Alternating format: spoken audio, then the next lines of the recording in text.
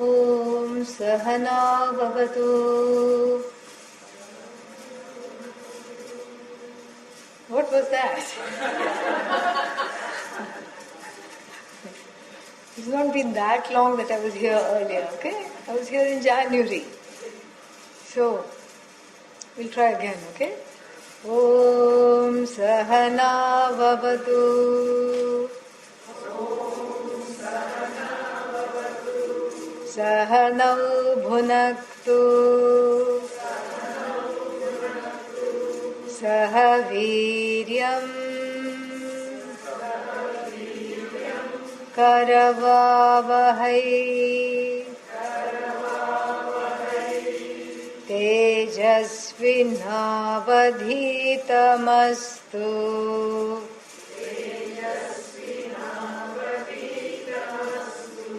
Ma vidvishavahai Om Shanti Shanti Shanti.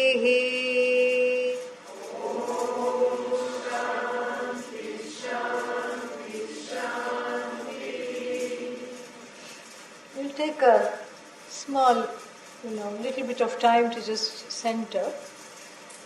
A small guided meditation to ease into the talk. Wherever you are sitting, you sit comfortably.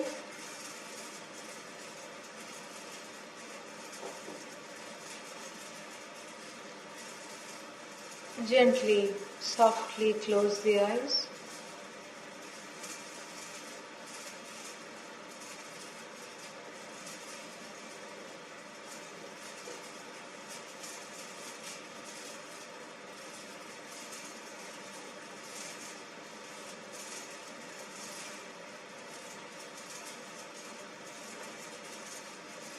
Physically, we have arrived.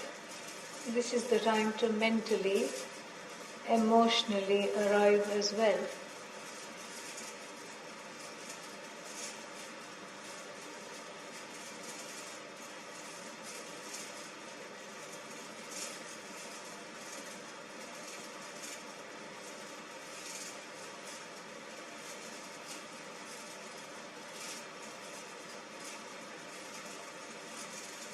Connecting with the breathing at the onset.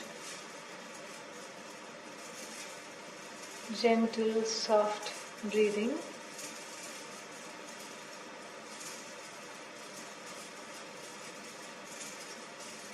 Deep inhalations and exhalations, roughly of the same length.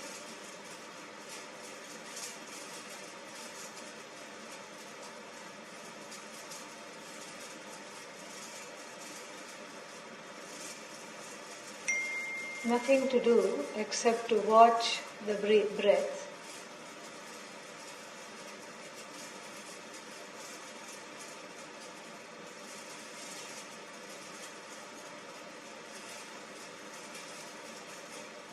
Enjoying the chest and the abdomen expanding,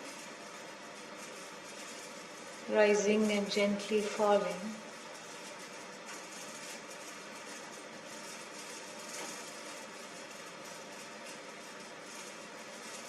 The one that is breathing is the Sakshi, the witness of the breath.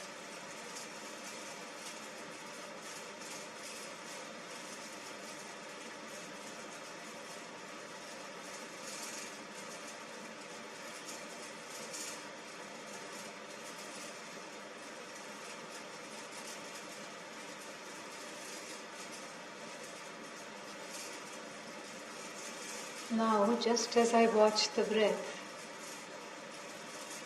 I move on to watch the mind. Thoughts come, thoughts go. Like even the inhalations and the exhalations.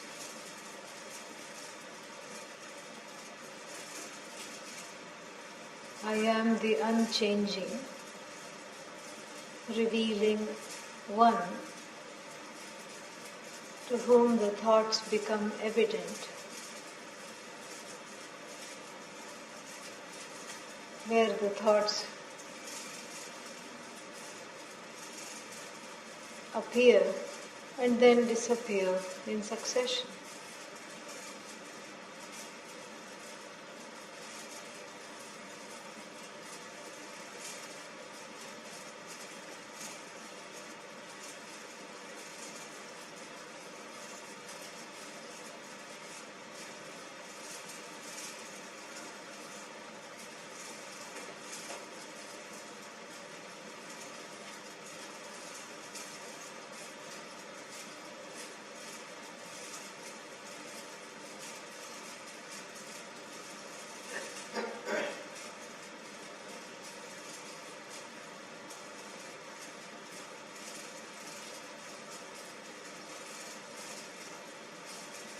Without following the thoughts or shunning them, I just allow them to come and go.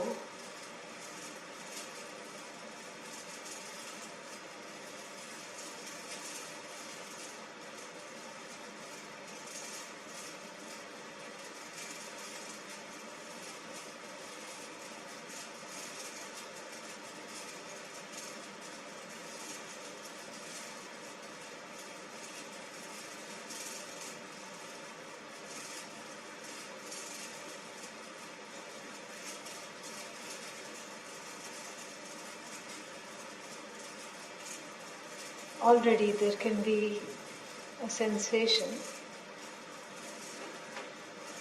of some space between I, the observer, and the thoughts.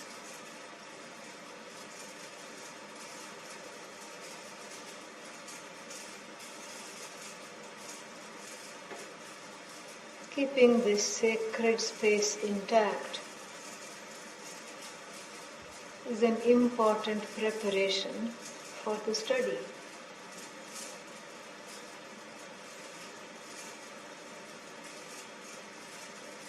Where the I am, which is constant, does not merge into every single fleeting impression that happens to rise in the mind.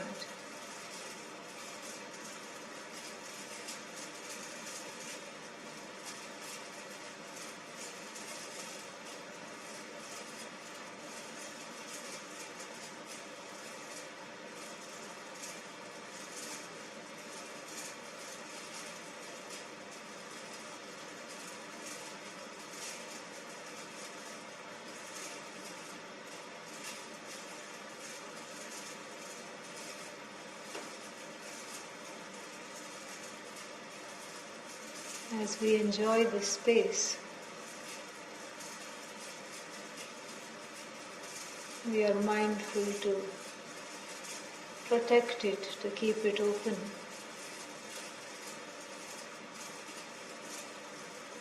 For the rest of the time that we are here together. Om Shanti Shanti Shanti.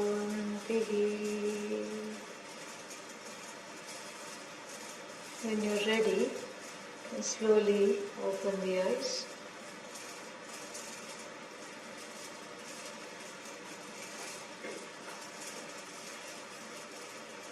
This topic of mindfulness is very trendy, suddenly, especially in the last decade or so. You hear this everywhere. And this is something that is there very much in the Buddhist tradition. We find words like mindfulness that is used there a lot. Because the Lord Buddha, his avatara, the main purpose of his avatara was to bring us this gift of this concept of mindfulness from Vedanta. That is what it is. From there itself, the roots of Lord Buddha's teachings can be traced to the Vedas, which includes Vedanta. And what he did, was highlighted this particular part that people were missing in his time. That is the purpose of an avatar, is to highlight something, some teaching, something that people are not able to gain, not able to get. And so his whole purpose of his teaching was to pick out this. He didn't call it mindfulness. As I said, it has become trendy now. He just said, this is what I see, this is what I have contemplated upon, this is how I have internalized the teaching of what was taught to me, and this is what I would like to share. That is what the whole thing is. Because in the tradition, in our tradition, the teaching is not something that is there in a museum. It is a living, dynamic entity that is transmitted from teacher to student, a student who then becomes a teacher to their student, etc. So this is a, unending line, and there are many lineages like this. You will find them in the Buddhist tradition, in many of the traditions, in the Eastern traditions we find them. So therefore, the Veda comes alive in the words, in the lived words of each teacher, transmitting it to the students. So it is not just a body of knowledge that is there in the museum. You may find a copy of the Veda in the museum, but that's just a heap of words. As we say in Sanskrit, Shabda Rashihi. Rashi means just a heap of words. Those words have to be cooked, They have to be cooked, spiced up, and they have to simmer, They have to be assimilated by one mind, and then it is given to other minds. And that is what we find, that is how the tradition worked. That's how it worked, that's how it continues to work, even till today. Now, he didn't call it mindfulness per se. But what he was teaching is what is given in the Veda as the ultimate end of human life, which is what is expressed in the last portion of the Veda, which is known as what? Yeah, Vedanta. Very easy. Yeah. This is just a warm-up question. Not that it will get more difficult later on. Okay, yeah. Vedanta, end of the Vedas. It's not, some people wrongly translate it as Vedanta, teeth of the Vedas. You have to get a bite into the teaching. No, it's not Danta. In India there is one Vedanta dental clinic. I think that's what they are thinking. Yeah, I saw that. I should have taken a photo. But, Vedanta dental clinic, because they thought Danta. Danta means teeth. So they thought this is a wonderful, unique name. And many people think that. I was at one of these big gatherings, Parliament of World Religions. Have you heard that? Yeah. I went there and I was just going to my talk, and then on the way there was somebody said Vedanta, and so of course the footsteps slowed and I wanted to hear what they were saying. And then the person who was teaching, I didn't see his face, he was saying, this is to get into you have to take a bite out of the Vedas, and it says it's the teeth of the Vedas, Vedanta. No. I just then started to walk fast and go to my place, wherever I was supposed to give a talk. But Vedanta means Vedanam Antaha, the end of the Vedas, and this is just it is a word that is talking about a geographical placement. It's a placement word. Where is it? Where do you find these teachings? At the end of the Vedas. So it is, it is a question of place, and it's also a question of time. Because it is at the end of the Vedas, and what do the Vedas signify? The Vedas are basically a bunch of means and ends. Yeah. Means and ends that are relative in nature. I want to become famous. Oh, don't worry, says the Vedas. The first portion of the Vedas, there is a prayer for that. There is a prayer for wanting fame. No, I don't want fame. Fame would be nice, but I think money is more practical, it's important. I want my bank balance to grow and for it to be intact. And this is what I want. Don't worry, If you want Goddess Lakshmi, we can arrange that. There is some, there is a homa, there is a yajna, Chandi homa. So you advertise a Chandi homa, and even people who don't know about it, they will come there. They will land up there. Thousands of people will come, And then you advertise Vedanta class. And then what happens? And this is what the Bhagavad Gita also says. Out of thousands of, people, one person may show up. Where is the Vedanta class, That is how it is. And because people are attracted to that which is what is called in modern times as instant gratification. I want something right now, I want something badly, and it has to be now.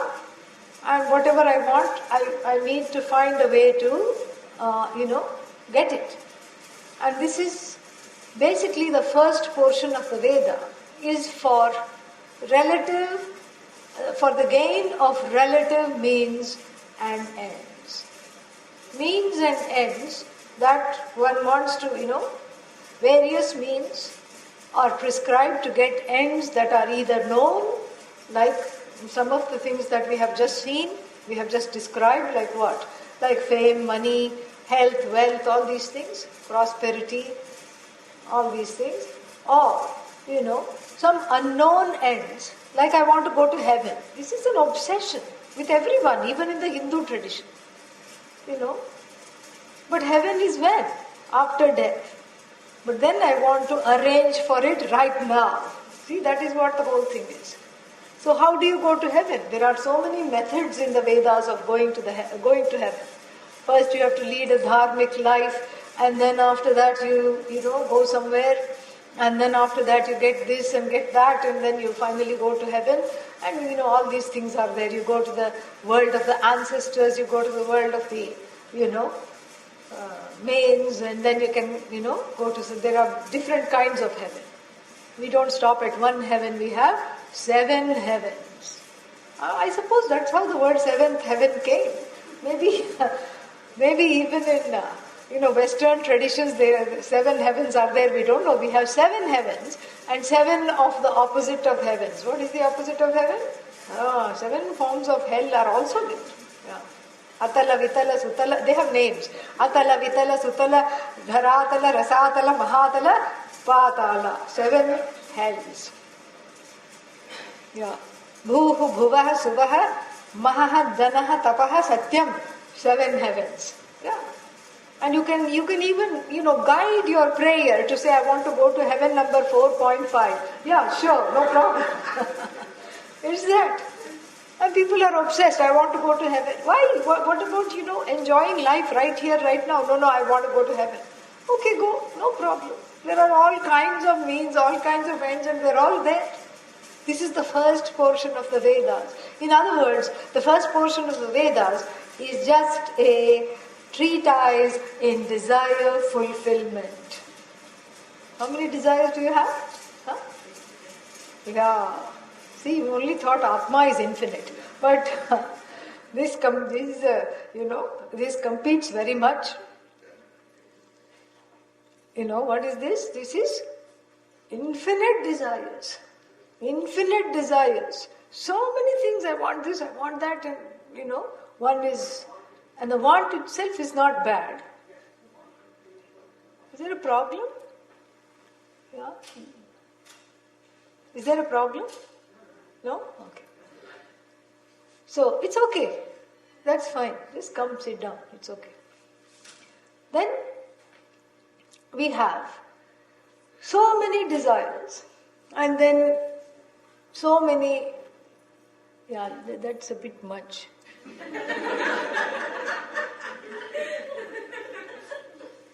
Can we tone that down a little bit? I don't think they can hear me.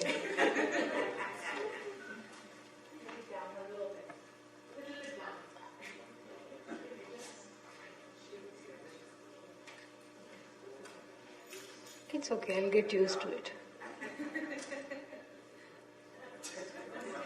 It's either off or on. You cannot have 4.5 here. What do you want? You want it off or on? You choose. On, okay, yeah, keep it, yeah. I have a hat, I can wear that if you still.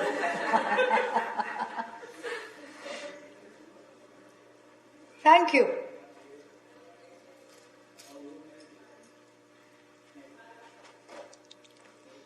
Come. Thank you.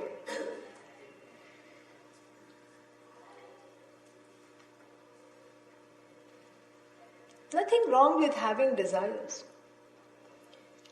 but they create a pressure to be fulfilled right away. And that is what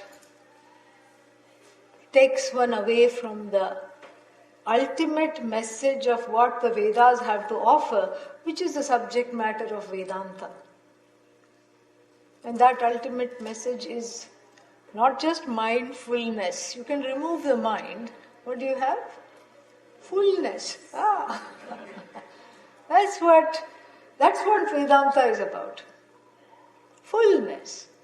And that fullness is enjoyed with a mind that is unencumbered, and therefore we say mindfulness.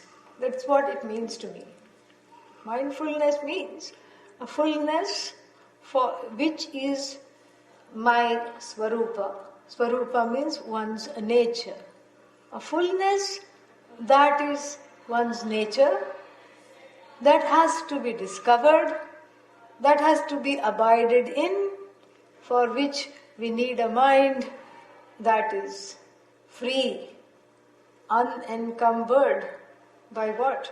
By all these pressures that we are talking about. That is really what the whole thing is. And so, this Vedanta, or the latter portion of the Veda,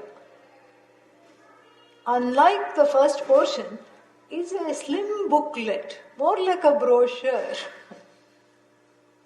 That's all it is. It's just a few pages, that's all it is. Nothing there, just a small booklet.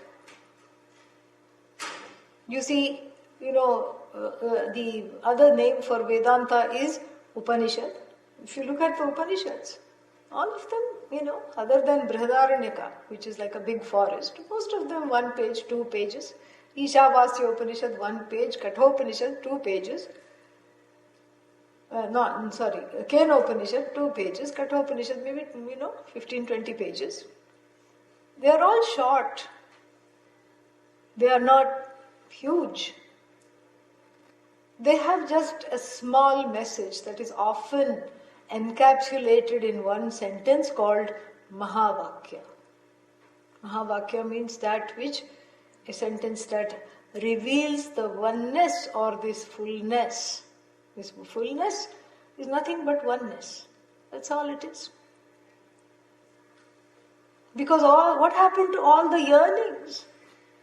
All that yearnings is because there is a sense of emptiness and insecurity centered on the self. That is why the yearnings exist. This is what the second portion of the Veda says. Vedanta says that. Because the yearnings are there.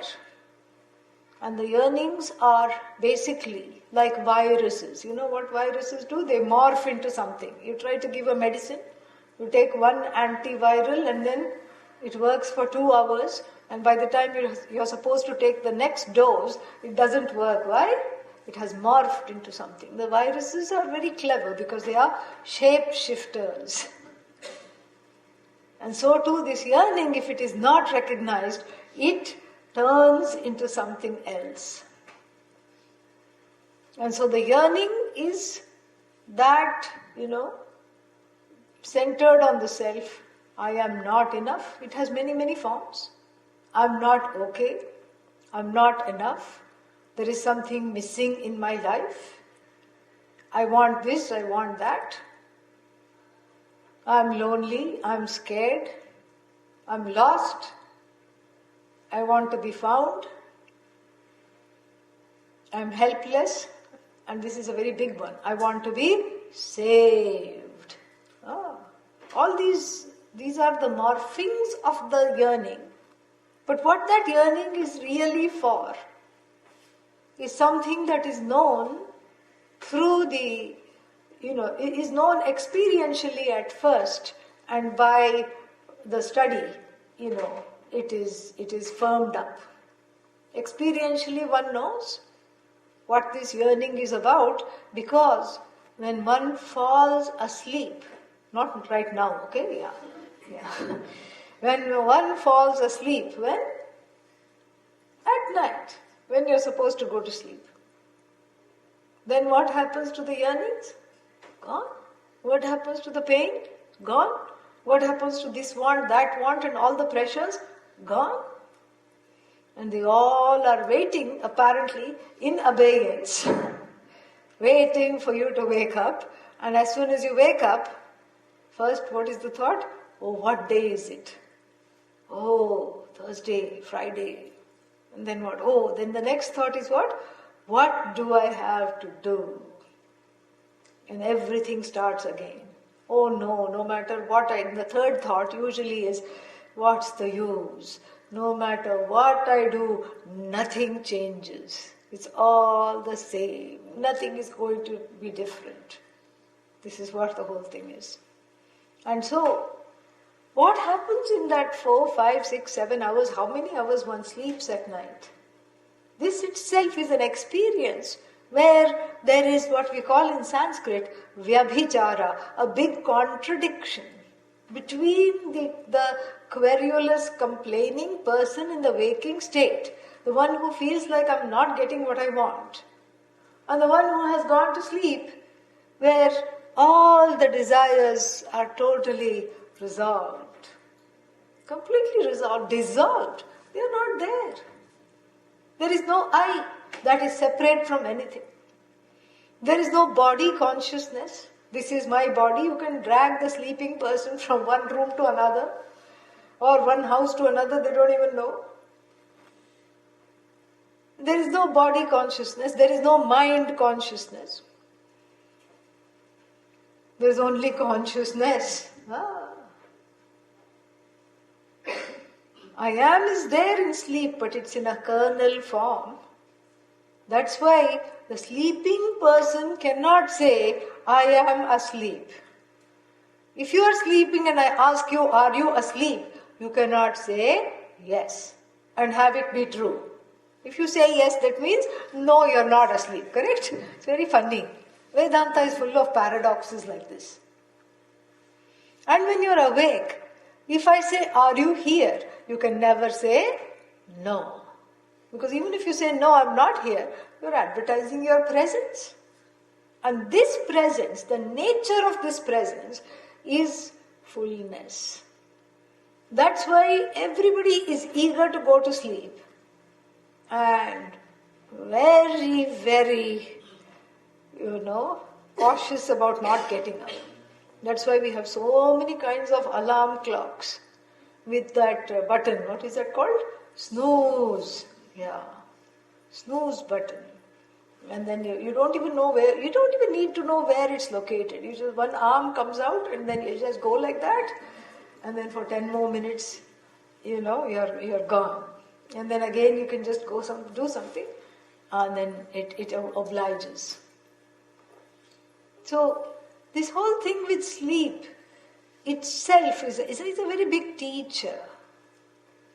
In sleep there is no mind, but yet there is an experience of fullness. No mind. Fullness is there, but no mind is there. Very interesting. And then when you wake up, you can recall the sleep in hindsight and say, I slept very well. I didn't even know what was going on. I slept so well, I didn't know what was going on. This itself should show us, or should tell us, that there is something that is, it's not these wants that are driving me, that are the cause, it's not that. That is, fulfilling these wants is not something that is contingent upon experience of fullness. If I am whole, I'm not going to become holier after, fulfilling these wants. And if I'm not whole, then again, I'm not going to have these wants fulfilled and suddenly become whole. This itself is already kind of understood. Because we are so quick to go to sleep, and there are so many over-the-counter medications to go to sleep. Starting with that melatonin, which has become a household name. 10 years ago, nobody even knew what this melatonin is. Now it is like candy,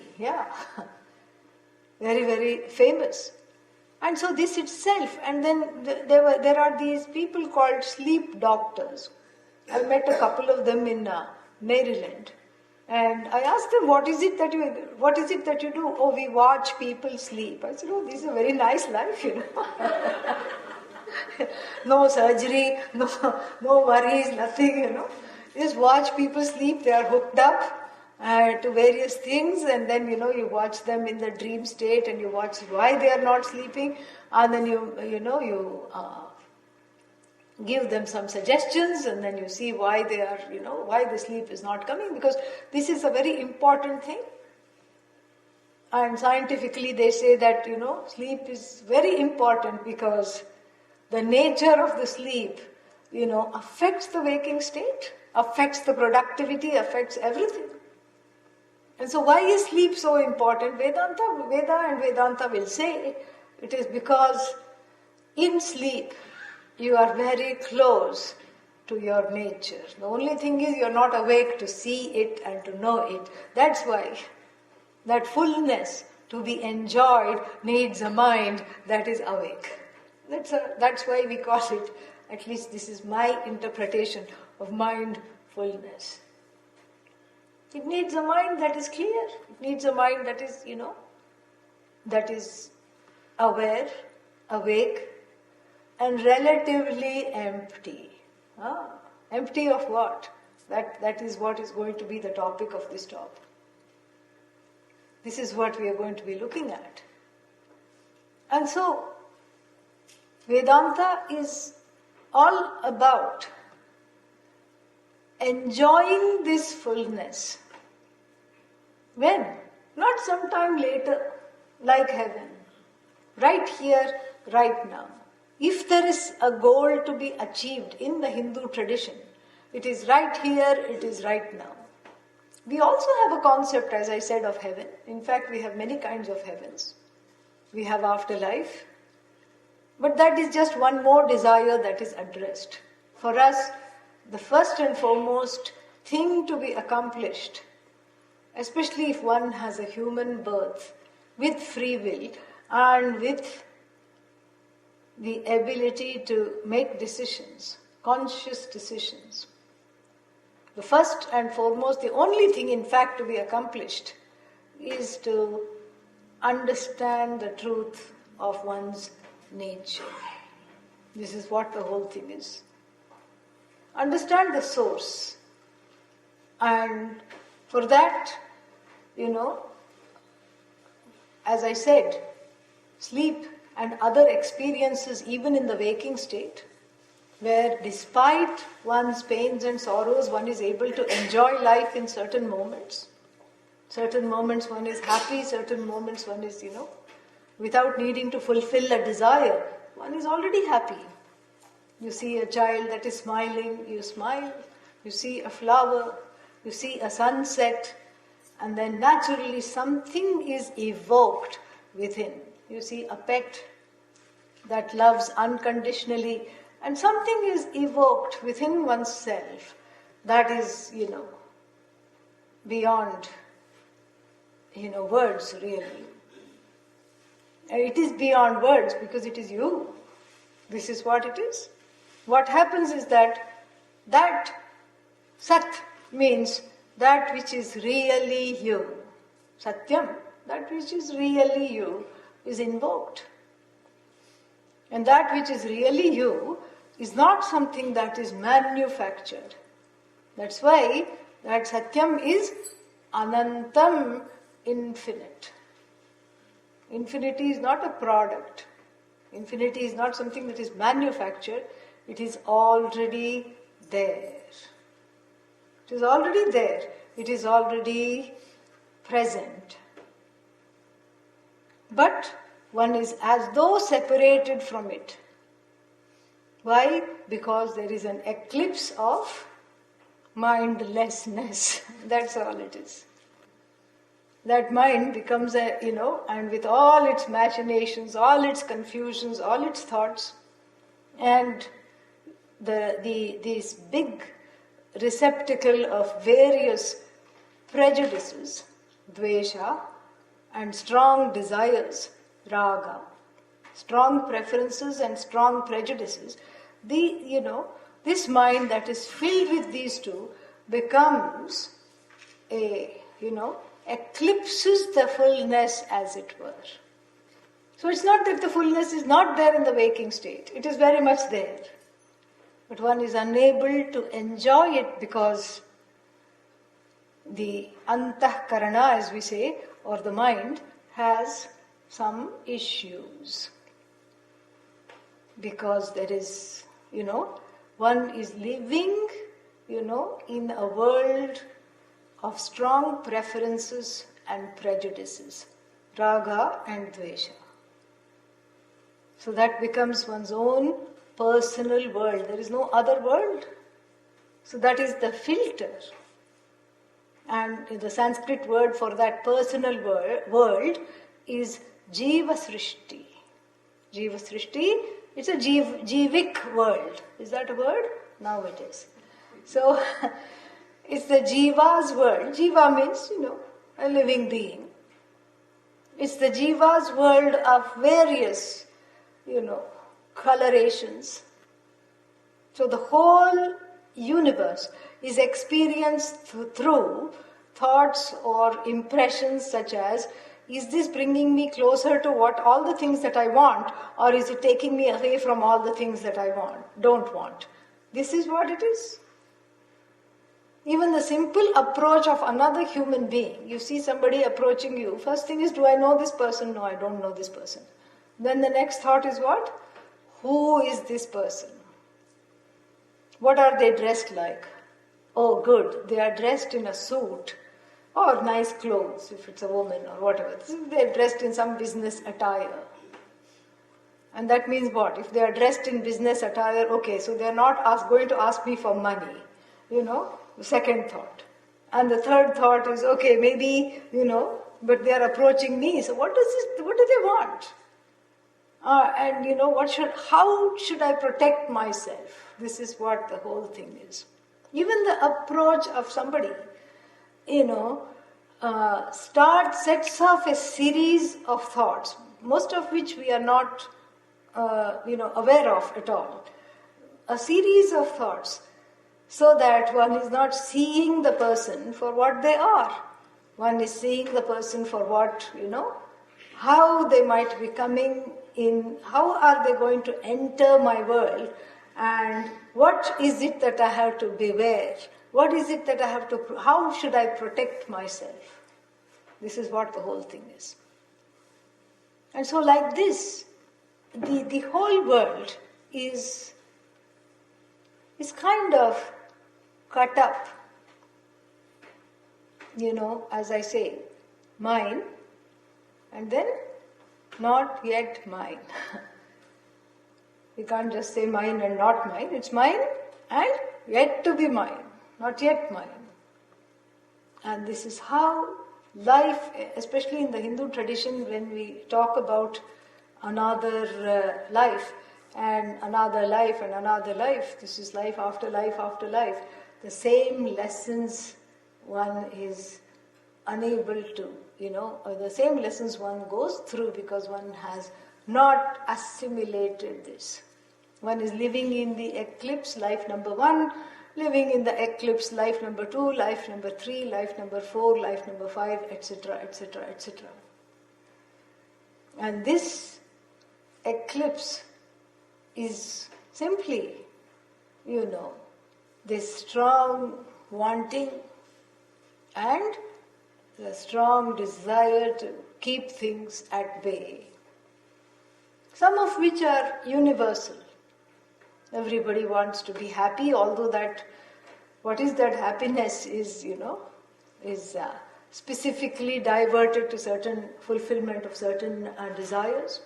Everybody wants to be secure, everybody wants to be, healthy, well, all these things.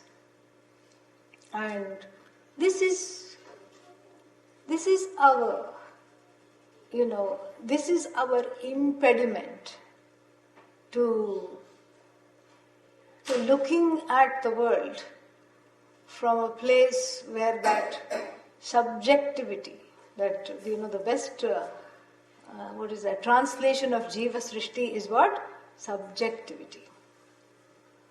That eclipse of subjectivity is what has to be addressed and removed in order to go out of this impasse. And that eclipse of subjectivity is, talked about in the Shastra, in the teaching, in various ways. In the Kathopanishad, a very interesting term is given. 2 terms are given.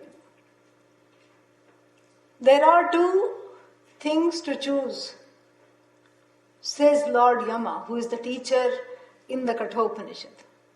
Like I said, Vedanta is full of paradoxes.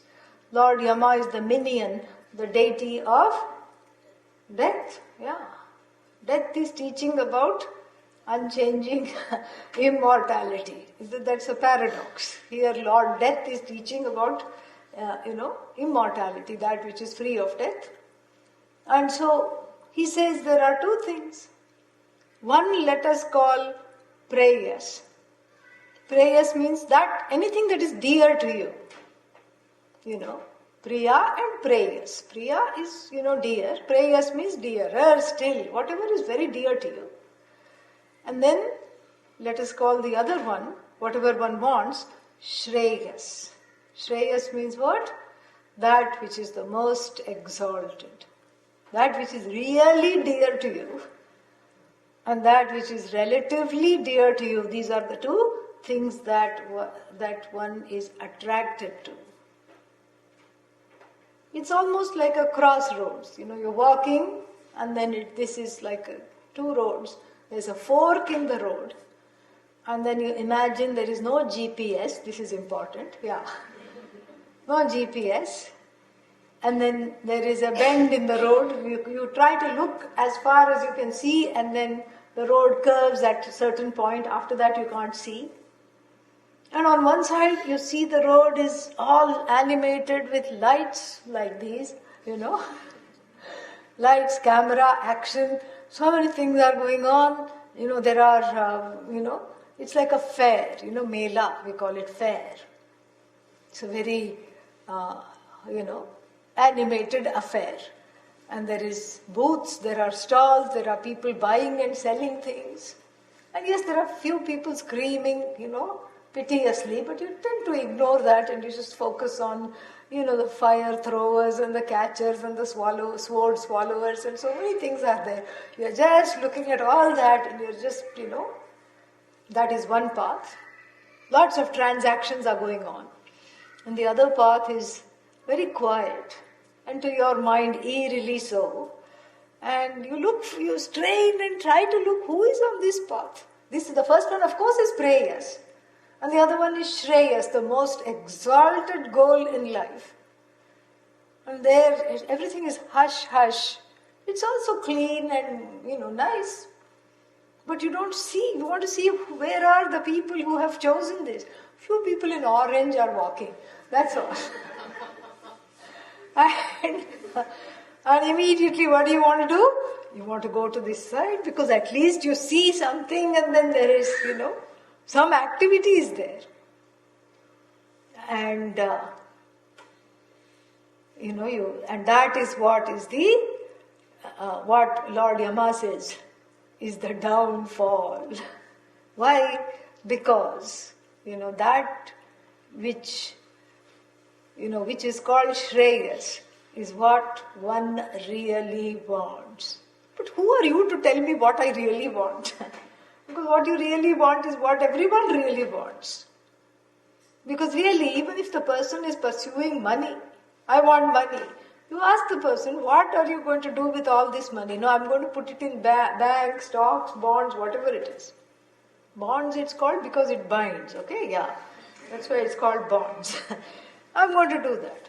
Then, if the money is so far away from you, it is sitting in Cayman Islands, how is it making you happy? It is sitting somewhere in some place, which is free of taxes and free of, there is a haven and all these things and you can go and put it there. No, but I have the feeling that it is growing. But what's the use? It is growing somewhere else. It's not growing here in your backyard like a tree that you have planted. It's growing somewhere else. How is that bringing you happiness? How is that making you feel good? And then they'll say, okay, it's what it symbolizes that is making me feel good. It's not the money itself. It is what it represents. Security. Same thing with a house. People say, I have to have a house. Why do you have to have a house? Stay in other people's houses. I do that all the time. And no, I can't stay in other people's houses. I have to have my own house. But it's not your own house because for 30 years, the thing is with a bank. What? That which says it is your house, it is not with you. It's somewhere sitting in the bank. No, but that feeling is there, it is my house. Then how is that going to make you happy? How is that, No, it's some kind of a security. You see, that's all it is. Whether it's the house or whether it's the balance of the bank balance, whether it is something, my family, the word my should come there. My family, my money, my children, until they are teenagers. After that, I wish they were somebody else's children. Yeah. So the ancient Gurukula system was nice, For 12 years, the children stayed with the parents. After that, they were sent to work out their adolescence to the Gurukula. They were sent to the teacher. And so they had to live with other adolescents, with the Guru and, and the spouse of the Guru. And so they would not, So the parents in those days, had done good karma. They didn't have to, undergo the adolescence of their children. So the Guru and the wife would deal with the adolescents and then they would come back when they were 18, 19, 20, nicely groomed and, chanting the Vedas.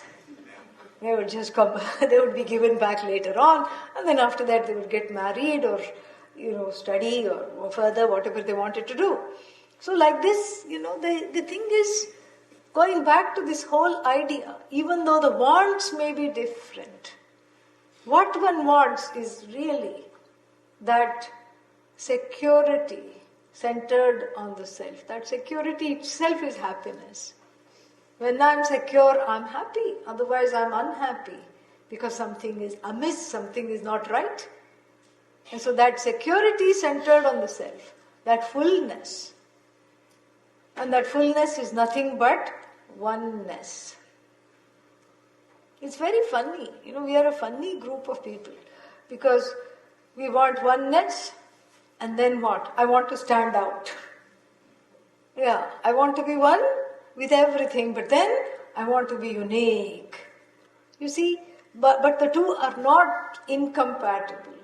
The wanting to be unique is wanting to be noticed, wanting to be again, loved, secure, all these things. And that oneness is one's nature. That interconnectedness is one's nature. That is what the whole thing is. And this is what is this is what is Preyas. And Lord Yama teaches that if you choose Preyas, you choose only Preyas. And somebody asked me, what is the English translation of Preyas? That which you prey upon, P-R-E-Y, Preyas. And that which preys upon you all the time, denying you peace of mind, Preyas. In other words, those who choose Preyas have to tell, please pray for us, Preyas. Yeah, because no other hope. But then what is Shreyas? Shreyas is that which you choose, which is the ultimate goal of one's life, to remove this eclipse of wrong messaging and to understand that fullness. That is Shreyas. And Lord Yama tells, when you choose Shreyas, Preyas is naturally included. You choose the absolute, the relative comes along for free. You choose the relative. And then what? Then you have to deal with everything that is relative, including one's own relatives. Yeah, starting with one's own relatives. That is what it is. This is the whole thing. The difference is very clear. Choose Shreyas, everything comes. But choose Preyas, meaning that one specific thing that is niggling in the mind that I really have to have, and that's all you will get if you can even get that. This is, this is the secret. This is really the secret. This is what Vedanta is. And people say that, Vedanta is an abstraction. This is what you were talking about earlier. When Zarina was introducing, this talk, she said that, she hoped I would just talk about a lived Vedanta. This is a lived Vedanta. It's not, people think it's an abstraction. It's not an abstraction. It is very much part of one's life, as intimate to you as your own experiences of sleep, waking, wanting to keep at bay, and the understanding that, that whatever I see through the eyes of subjectivity is not the ultimate truth of myself. Neither is a job, it's simply a role I play. Nor is a relationship, that's also a role I play. Parent, whether it's apparent or not, it's a role. Parent is a role. I'm son of so-and-so, daughter of so-and-so, it's a role. And, employer, role. Employee, role. Friend, role. But who is the person inhabiting these roles? What is the nature of this person inhabiting the roles? The role is one with the person because it's the person who is fulfilling the roles, correct? Who's inhabiting the roles. Role is the person, but the person is not the role. This is what we have to understand. This is exactly where that separation, that small space between the unchanging I and all the things around one that are constantly shaping, morphing, shifting all the time. And that unchanging I is the witness even of this body-mind complex. And so to both prepare for this knowledge, A, And B, to enjoy this knowledge, the mind has to be available. And this is, this is where we'll talk about some practical ways to make this mind more, with oneself. Because usually what's happening is that the mind is running somewhere, and then what are we doing?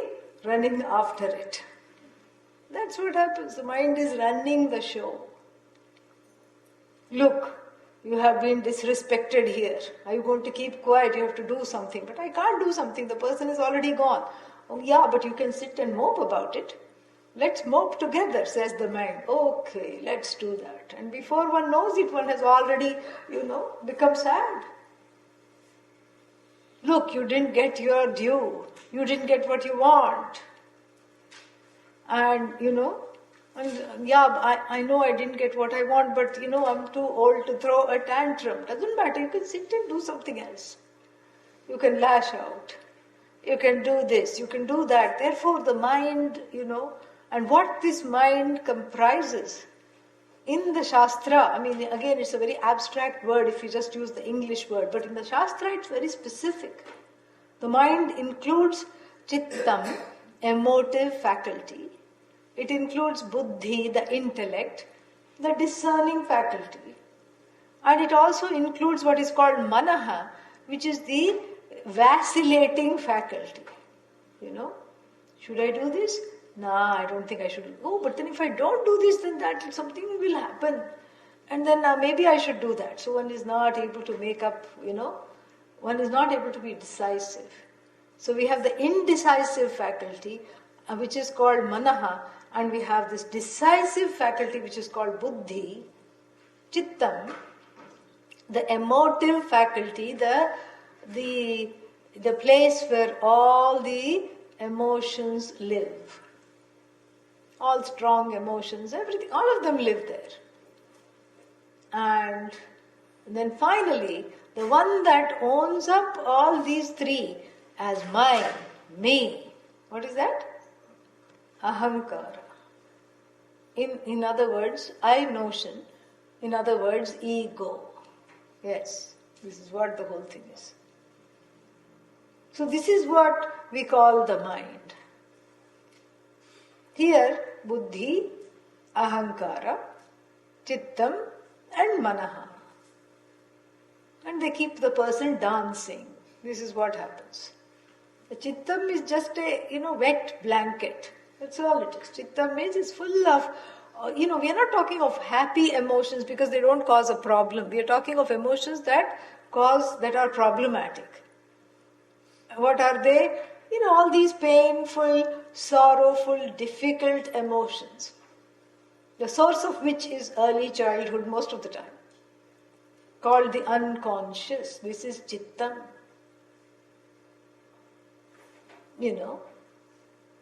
It's like, one doesn't even know that these emotions are there and suddenly they come out uninvited and take you by surprise. This is chittam. Some old pains, authority issues, fears, tears, all this is, called chittam.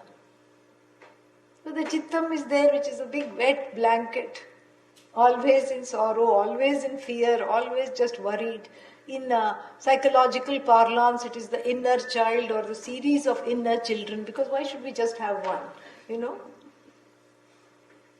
Inner brats, whatever you want to call it. This is chittam. Then we have what is manaha. Manaha is the indecisive faculty. And so when the chittam and the manaha get together, nothing gets done. You see? Each one pulls the other down. This is what happens. And then there is some hope with the buddhi. Finally. Because the buddhi can say, I'm not going to go down this road. Because the last time I went on this trip, it was a bad trip. I landed in a ditch. And it took me, several therapy sessions to bring myself out of this. I'm not going to go back there. This is the buddhi. The buddhi which is, it is making a connection between purva and, apara. Meaning what came before, para and apara, what came after. It is learning and assimilating the lessons and then is ready to move forward. Correct? This is what is the buddhi. So the buddhi must not get buried under the chittam. The buddhi must be available for reasoning, it must be available to make some decisions. So who is in charge? The ahankara, the I notion. The one that says this buddhi is mine, this, chittam is mine, this is, manaha is mine. That is the one. That is the master. Has to then give some orders. And usually what happens? The master has become a slave to all the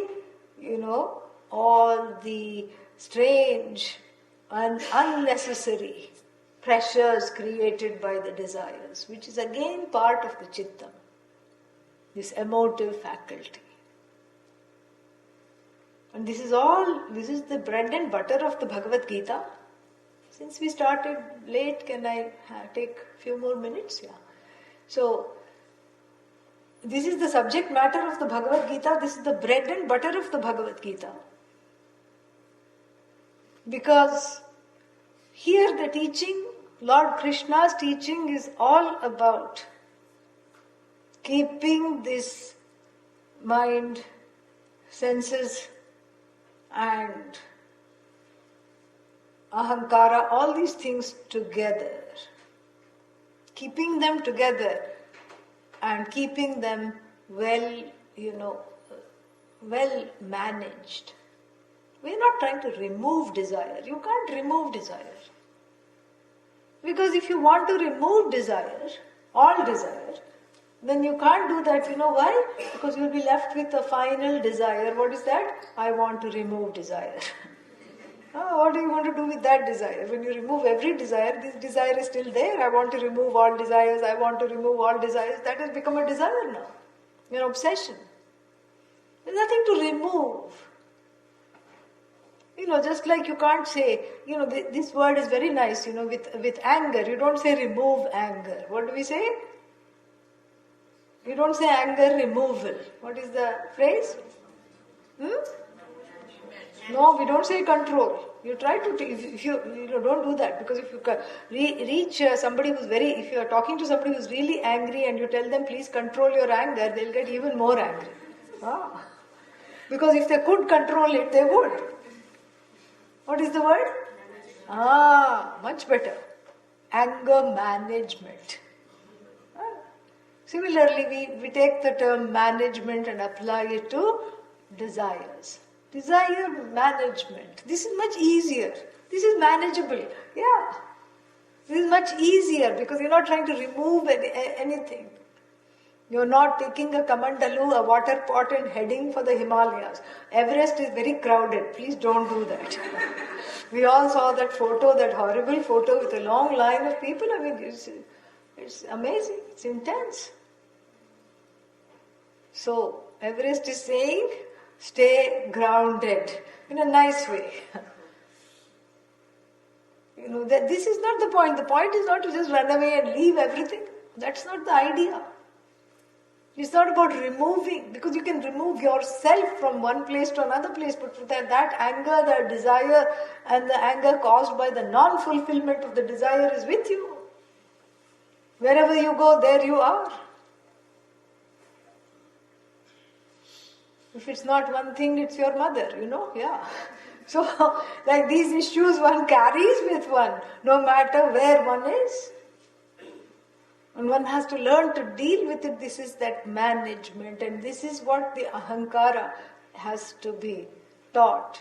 If not enlightened, it has to be at least lightened of the burden of carrying this, these raga dveshas around. So this is what the whole thing is. And The one who has all this, the body, mind, senses, and the ahankara, the mind, manaha, buddhi, everything together. In the Bhagavad Gita is called, there's a beautiful word, yuktaha, one who is put together. And we have a very nice imagery in the Bhagavad Gita, borrowed again from the Kathopanishad, of the chariot. You've seen that, photo. Many people have it in their house, which is a nice reminder. So what is there? There are 5 horses, and then Lord Krishna is holding the reins, turning back and teaching a dejected Arjuna. Correct? An Arjuna who is slumped in the chariot, and Lord Krishna is turning back and teaching. And this is a imagery called Ratha Kalpana, which is borrowed, the chariot imagery borrowed from the Kathopanishad. Atmanam Rathinam Vidhi. No, the ahankara here, Atma doesn't mean Atma. Here Atma means ahankara, the I notion. Know that to be the person sitting, the passenger in the chariot. Shariram Rathamevatu, the Ratha. This clunky chariot is nothing but the body. Always something is wrong with it, something has to be tightened, loosened, and we talk about it in a very kind of an organic, these kinds of mechanic metaphors.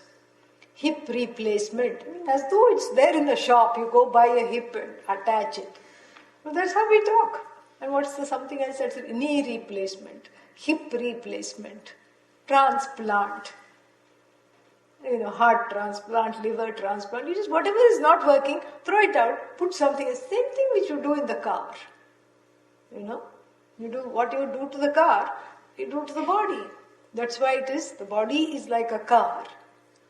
And one more reason why the body is like a car, because at some point both become bekar. Yeah, useless. Bekar means useless. At some point both of them are useless. And so this is what the whole thing is. The body is the chariot.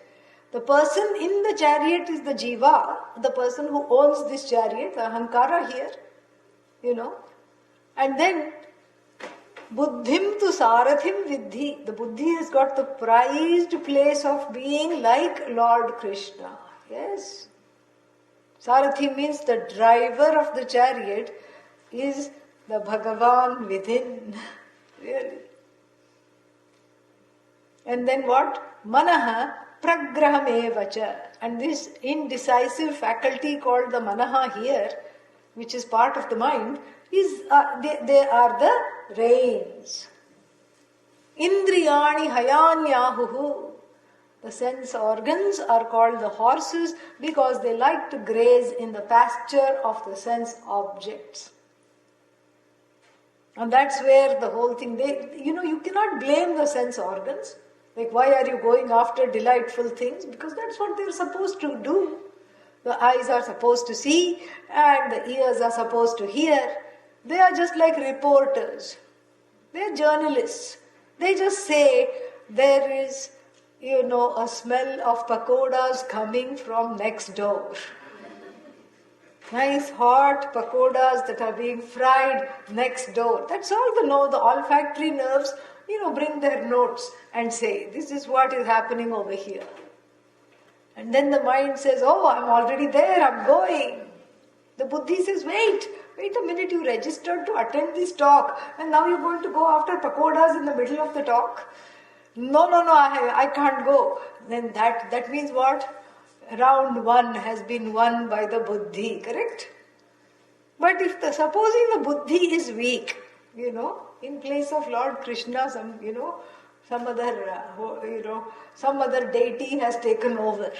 The deity of desire fulfillment has taken over, and then Lord Krishna is not there, meaning a buddhi that is strong is not there. A strengthened buddhi, a nourished buddhi is not there. Then what happens? One will get up and go. So round one has gone to the manaha, the indecisive faculty has taken one away from the very thing that one has wanted really to, come and listen to. Gone, the person is gone. And then, this is what it is. So you cannot blame the sense organs, and you can't even blame the indecisive faculty. And, so where is the responsibility? And you can't blame the ahankara, because the ahankara is constantly distracted and is going after whatever the strong, ahankara is susceptible to flattery. The I notion is susceptible to flattery. Yes, you wanted these pakodas for a long time. I am going to get them for you. Oh, okay.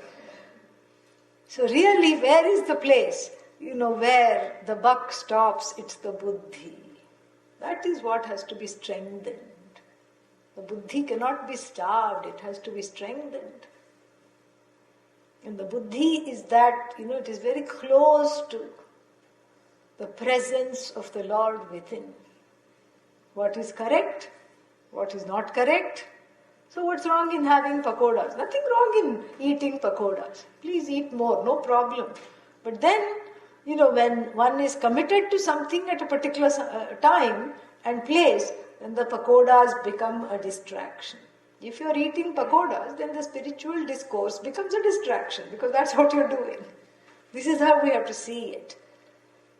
And so this iconic, thing of the Bhagavad Gita, where the Lord turns back, the buddhi is teaching the ahankara. So the buddhi is taught to teach the ahankara. And it's all for the purpose of this I notion, the ego. That is, we don't say the ego has to be removed. It cannot be removed, it is there. It has to be lightened of the burden of thinking that it has to manufacture every, consequence, every result of action, and it has to manufacture its desires and fulfill them. And then only it'll become, contented. The buddhi and the ahankara, they are taught. Buddhi teaches the ahankara that it is already full how it is. It doesn't need anything more. And this is why the Kathopanishad, breaks it down even further. Yastu vijnanavan bhavati yuktena manasa saha tasya vashani indriyani sadashvaha iva sarathehe. So there are two scenarios that are given, the good and the bad. And here, when the mind falls in place with the buddhi, the sense organs also rest, come to a place of rest. And the buddhi is fine, the ahankara listens to the buddhi. We have a chariot that is gracefully going on the road of dharma, righteous living, symbolically speaking, and taking one to the goal of the truth of the self. No problems. Yastu avijnanavang bhavati ayuktena manasa saha tasya indriyani avashyani duštashvaha iva sarathehe. This is the what if I don't do this scenario. And the Kathopanishad says that for the person who is what? Who doesn't have a hold over these horses. The horses are the sense organs. The reins, which is the mind, here the decisive faculty, the buddhi has to be holding on to the reins slip away. And the person is quartered by the desires, the chariot breaks apart. And the chariot lands in a ditch. And this is what one has to be very, very, awareful of. And I'll just spend a few minutes talking about how to be awareful of this in the everyday. Because, people want this. Wherever I go, the favorite topic of everybody is Vedanta in everyday life. Vedanta in day-to-day life. Because when I say, what do you want to talk? What do you want me to talk on? Vedanta in day-to-day life. As though Vedanta is once a year life. This is not what it is. Vedanta is for the day-to-day, but somehow people want to hear how it translates into the everyday. So how do I accomplish this? How do I, make space for that inner voice of Bhagavan, of the Lord here, to speak, to let me choose between this myriad desires that are staring in the face, how to make this happen, how to hold this together, and how to, take this chariot on the road of Shreyas. The first thing that, that we all need to hear, even though we know, is to slow down. Because all this running is like, what is that called? Yeah, hamsters. Hamster wheel. And you see the hamster wheel and what happens? We immediately look at that and we can smile. Oh, poor thing, it doesn't know it's sitting in a cage. And it doesn't know inside the cage is this little merry-go-round. Sorrow go-round, whatever it is. And it thinks it's going somewhere, but it's not going anywhere. Yes, this is exactly what one is doing. It's treading water in place, no matter what it is. And so to recognize that, to come out of this, we can't call it a merry-go-round. My teacher would call it a sorry go-round or sorrow go-round. So to come out of this sorrow go-round, a little stillness is required. Stillness may be a long shot in the world of the everyday life that we lead right now. But if one cannot be still, one can at least slow down. That's what it is. Slow down. What is the rush? Hurry up and do what, No, so many things are happening, and if I'm not there, it'll all go. Let it go. You see what happens. One day when you're not there, see what happens. And then you'll recognize the very next day that nothing happened. Everything was fine. In fact, it went better when you were not there. It kind of hurts the ego, when you recognize that. It in fact went better. And so that gives a little space between the person and the role. Whatever you're doing is a role. Let not the role roll into the person. That's the second thing we have to understand. Make a little space. And to have that space, one has to be very clear about one's original identity as Satchidananda, Satyam Jnanam Anantam. As that which is free of desires. And if we are free of desires, there is no need to have a frantic activity of trying to fulfill them all the time.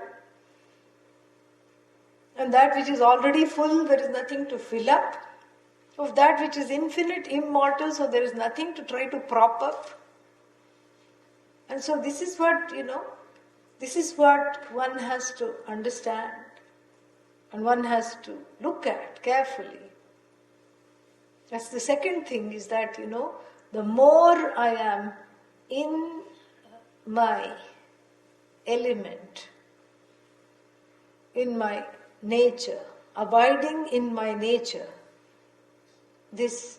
I can let go of this frantic activity or roles to define me. The roles are just an expression of that joy rather than something that validate my existence. This is what has to be understood. So the role cannot roll into the person. If the person knows that I am not the role. Role is me, but I am not the role. Just like any actor. You give a very, difficult role to an actor, and the actor maybe sits and cries, says, oh, I'm having a terrible life. And they may cry without any props or glycerine, nothing is needed because maybe they're a good actor. But they are able, even while they are crying, they know, I can take off these wretched clothes, and then go to my house in Beverly Hills, and then have it all, nice something to drink. This is what the whole thing is. They're already imagining I'm sitting under a nice gazebo in my yard, under a nice umbrella. Or I'm going to some beach, somewhere my vacation is coming, I'm sitting on the beach under an umbrella with a drink in my hand that has its own umbrella. I've never understood that. Why the drink has umbrella? You can tell me after the class, yeah. If you know, yeah. The drink is also should be protected from the sun or sun damage or something, I don't know. Or it's just a fashion statement, So, very funny. But anyhow, the actor can visualize all this even while doing this role, because the actor knows that the role is me, but I am not the role. This has to be understood. And this cannot be accomplished unless you know who you are. And knowing who you are has to be because of exposure to this study. It's not enough, this one time. This is a nice, thing to attend one class. But to know who you are is a process of, letting that eclipse go. And it takes a certain immersion. Gulab Jamun? Everybody knows, yeah. I just said Gulab Jamun, everybody smiled. Did you know that? Yeah. Everybody smiled. Even diabetics will smile, even though they cannot have that, yeah. That is the power of this, It's just a ball of calories in 3-string sugar syrup. This is what Gulab Jamun is. A fried ball of dough, correct? And then, this Gulab Jamun, when it comes out of the oil, if you try to eat it, it is disgusting. It has no taste, it is bland, it is horrible. Then you put it in the sugar syrup, first it bobs up and down, if you've seen it. It is not, and then you try to eat it after 10 minutes of dipping in the sugar syrup. Again, it's not tasty. Then you just close it, don't talk to it, and you leave it overnight or for at least 3-4 hours, and then it has sunk in the sugar syrup. It has assimilated because it has been, immersed in the sugar syrup. And that's the same thing. So for the jiva who comes out of the hot oil of samsara, goes into the sweetness of this knowledge, it is an immersion. And that immersion, the more one assimilates this, then all the other roles, are, in fact, they're not falsified. You can perform them better because you know who you are. You're not using the roles in order to know who you are, because it's putting a lot of pressure on the roles. The roles become a wonderful expression of who you are. You fulfill the roles because you are yourself fulfilled without the roles. That is what the whole, thing is. But until such time that the immersion takes place, one can help oneself in the everyday by reminding oneself to be with this vision. And on a practical note, Lord Krishna says in the Bhagavad Gita, in the 6th chapter, Tam vidya dukkha samyoga viyogam yoga samyitam. Sa nishchayena yoktavyaha yogo anirvinna chetasa. So, Lord Krishna says, always be,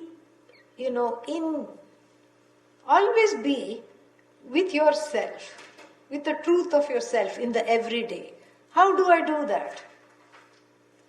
Know that to be yoga.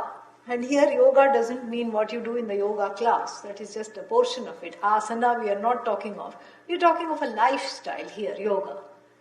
So this lifestyle of abiding in the self is accomplished in the everyday by a conscious dissociation from, and listen carefully, association with sorrow.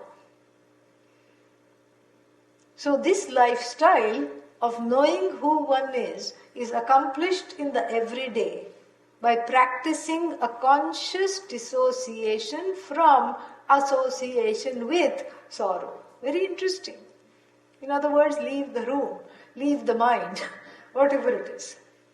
The mind always goes to, is attracted to some, it wants a pity party. And misery loves company. So it wants other people also to feel sad. And it will just, gather around everything and then, under the rubric support group, lots of sad people together, commiserating. And this is what, the mind wants. It just it wants to drag, because that is where the chittam, this emotive faculty, and the ahankara, they get together and they drag the buddhi down. So, dissociation from associating with sorrow. So, sorrow comes because one doesn't know the truth of oneself.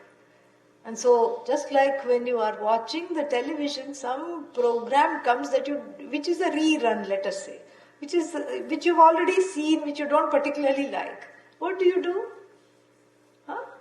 Come on, show some signs of life. Yeah. You don't turn it off. You change the channel. That's why you have this, whatever it is, this little clicker is there. Remote, yeah. Which is very close to you. It's not remote at all. But people sleep with it, Yeah. So you change the channel. Correct?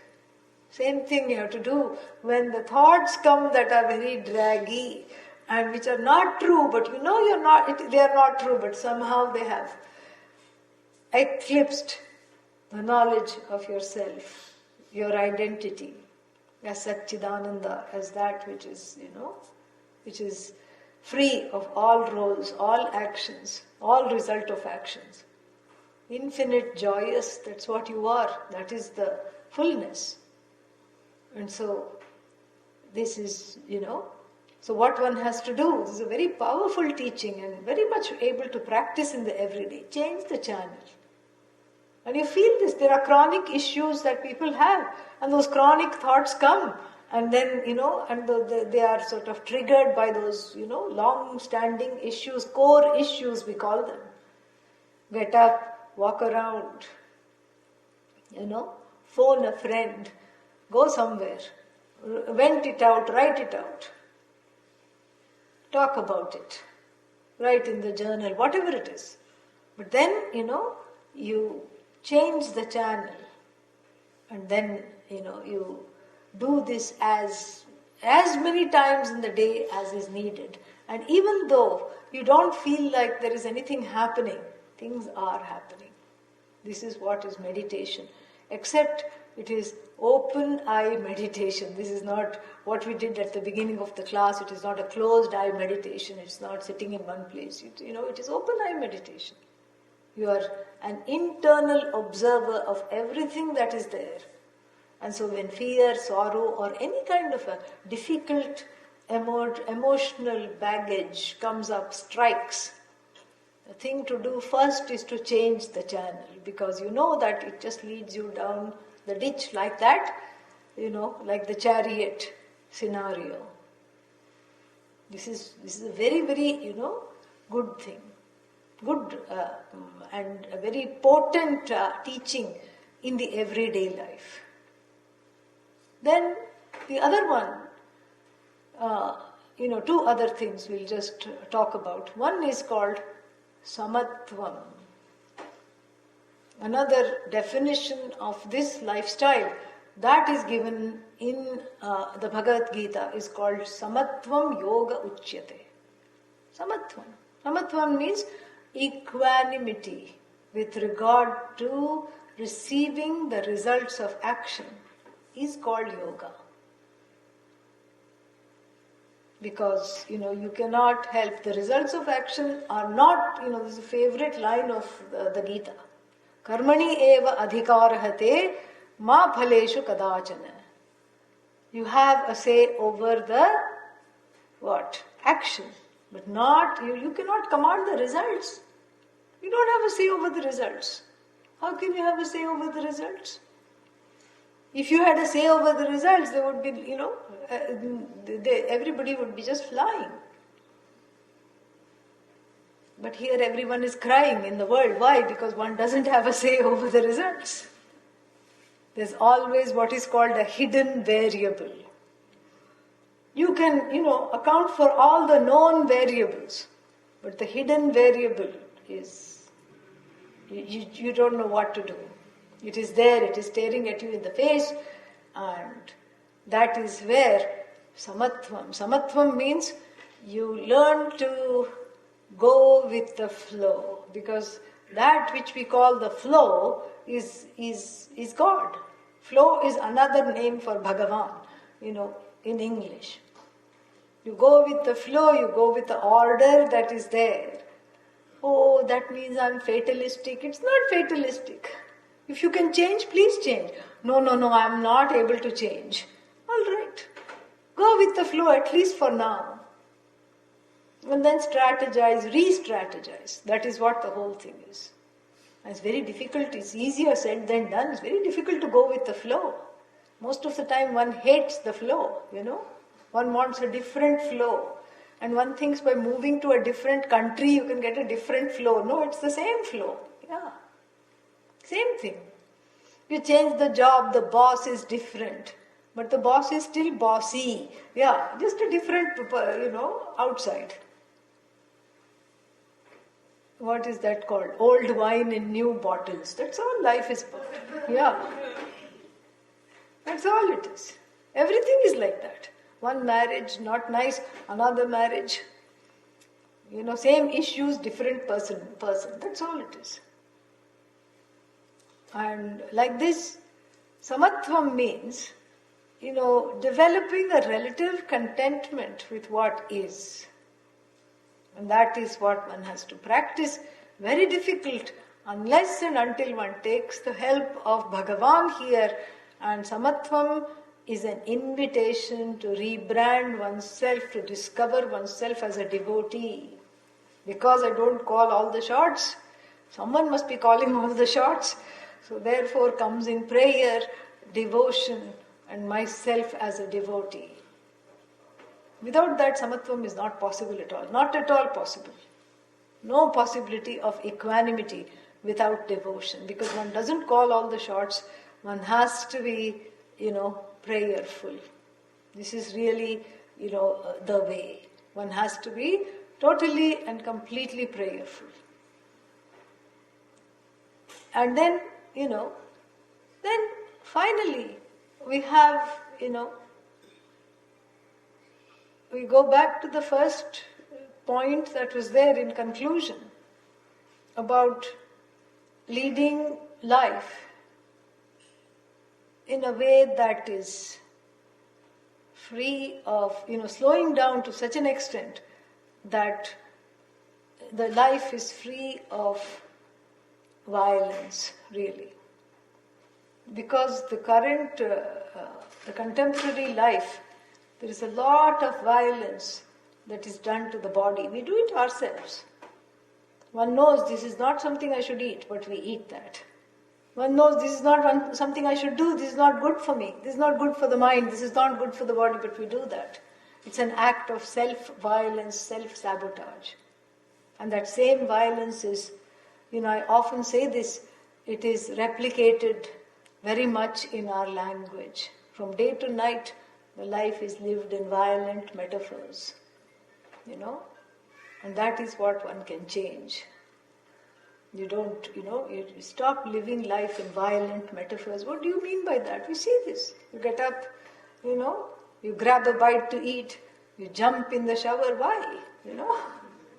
Why grab? This is all not, in the Hindu Dharma, it is all an act of prayer. We have zero separation between secular and sacred. Everything is sacred to us. Eating is sacred, drinking is sacred, it's all an offering to the Lord within. Eating is sacred, drinking is sacred, that is how we slow down. We slow down enough to enjoy the shower. You slow down enough to enjoy what you're putting in the body as food. You slow down enough to, offer whatever your work is as an act of worship. That's what, the Bhagavad Gita concludes in the 46th chapter of the 18th verse. Swakarmana tam abhyarchya siddhim bindati manavaha. You offer whatever you do as an offering to the Lord, and then that is the, definition of success. The definition of success finally is not in the Hindu dharma, not based on how many desires you have been able to fulfill, but on how you have been able to understand this fullness that is there, despite all the desires that remain unfulfilled. That is success. How many desires you've been able to manage, that is the measure of success for us. And that management of the desires is contingent upon both enjoying the fullness and preparing oneself to understand the fullness of oneself as well. Thank you. Om Tat Sat.